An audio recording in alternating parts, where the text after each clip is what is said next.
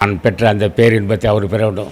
முருகா ஞான பண்டிதா, எதுக்கே போக போகிறேன்னா, என் உணர்வோடும் உணர்ச்சியோடும் நாடினர் ஊடுருவி என் மூச்சு காற்றை இயக்கி குடும்பத்தை நீ ஒடுக்க வேண்டும்.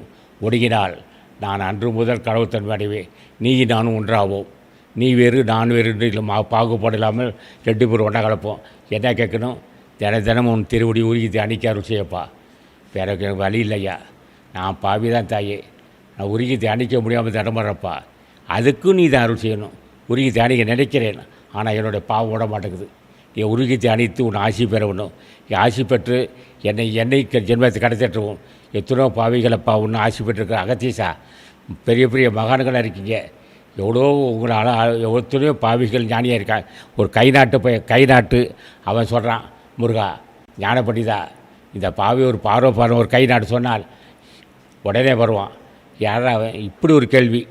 நான் பாவி தான் தாயே, என் மீது கருணை கொண்டு இந்த பாவையை காப்பாற்றும் முருகா.